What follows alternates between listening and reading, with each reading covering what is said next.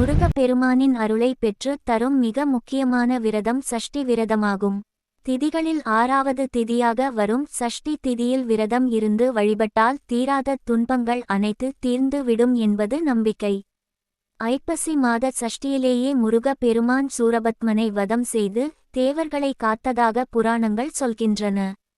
அதனால் மாதந்தோறும் வரும் சஷ்டிகளில் முருகனுக்கு விரதம் இருந்தால் நம்முடைய துன்பங்களாகிய பகைவர்களை அழித்து நம்மையும் முருகன் காப்பார் என்பது ஐதீகம். சஷ்டி விரதம் இருப்பதற்கு சில விதிமுறைகள் உள்ளன. மிகவும் சக்தி வாய்ந்த சஷ்டி திதியில் உரிய முறையில் விரதம் இருந்து முருகனை வழிபட்டால் நினைத்தது நடக்கும், வேண்டியது கிடைக்கும் என்பது நம்பிக்கை. சஷ்டி வழிபாட்டின் சிறப்புகள், அதன் பலன்கள், விரதம் இருக்கும் முறை பற்றி தெரிந்து கொள்ளலாம். சஷ்டி விரதம் தமிழ் கடவுளான முருப்பெருமானுக்குரிய திதி சஷ்டி. மாதத்தில் 2 சஷ்டி திதிகள் வரும். வளர்பிறை மற்றும் தேய்பிறை என இரண்டிலும் வரும் சஷ்டி திதிகளிலும் விரதம் இருப்பது சிறப்பானதாகும். முருகனின் அருளை பெறுவதற்கு சஷ்டி விரதம் இருப்பார்கள். சஷ்டியில் இருந்தால் அகப்பையில் வரும் என்பது பழமொழி.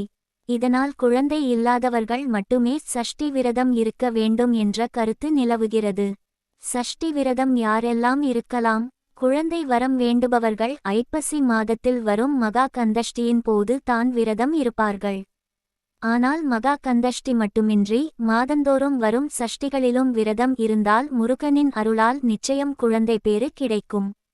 நீண்ட நாட்களாக குழந்தை இல்லை, தொழிலில் வளர்ச்சி இல்லை, வாழ்க்கையில் முன்னேற்றம் என்பதே இல்லை, வறுமை தீரவில்லை, தீராத நோயால் பாதிக்கப்பட்டு இருப்பவர்கள், வாழ்க்கையில் யாராவது ஒரு நபரால் தடைகள், பிரச்சனைகள் வந்து கொண்டே இருக்கிறது என்பவர்கள், கஷ்டம் இல்லாத வாழ்க்கை வேண்டும் என்கிறவர்கள் சஷ்டி திதியில் விரதம் இருக்கலாம்.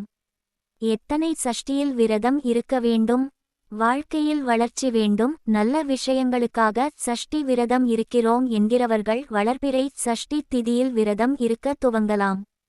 கஷ்டங்கள், பிரச்சனைகள் தீர்ந்து போக வேண்டும் என்கிறவர்கள் தேய்பிறை சஷ்டியில் விரதத்தை துவக்கலாம்.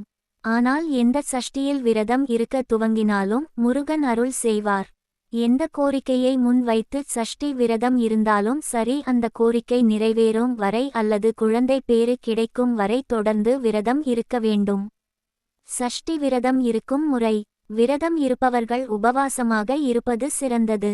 முடியாதவர்கள் காலை உணவை மட்டுமோ அல்லது பகல் உணவை மட்டுமே தவிர்த்து விரதம் இருக்கலாம். அல்லது ஒரு வேளை பழம் மட்டும் சாப்பிட்டும் பகல் பொழுதில் உப்பு இல்லாமலும் உணவு சாப்பிட்டு விரதம் இருக்கலாம்.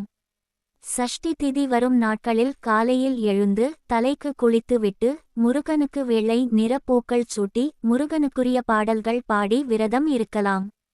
காலையில் பால், பழம், வெற்றிலை பாக்கு மட்டும் படைத்து வழிபட வேண்டும். காய்ச்சிய பாலில் சர்க்கரை அல்லது தேன் கலந்து படைக்க வேண்டும். முடிந்தால் அருகில் உள்ள முருகன் கோவிலுக்கு சென்று வழிபட்டு வரலாம். முடியாதவர்கள் வீட்டிலேயே வழிபடலாம். சஷ்டி வழிபாட்டு முறை. காலையில் சுவாமிக்கு படைத்த பாலை நாம் குடிக்கலாம் அல்லது மற்றவர்களுக்கு பிரசாதமாக கொடுக்கலாம். மாலையில் மீண்டும் வீட்டில் பால், பழம் படைத்து ஒரு மனைப்பலகையில் சட்கோண கோலமிட்டு அதில் 6 அகல் விளக்கில் நெய் விளக்கேற்றி வழிபட வேண்டும்.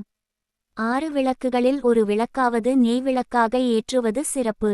சுவாமிக்கு படைத்த பாலை குடித்து விரதத்தை நிறைவு செய்து கொள்ளலாம். என்ன வேண்டுதலுக்காக சஷ்டி விரதம் இருந்தாலும் கந்தஷ்டி கவசம் படிப்பது சிறப்பு. குழந்தை வரத்திற்காக விரதம் இருப்பவர்கள் அதற்குரிய திருப்புகழை படித்து வழிபட வேண்டும்.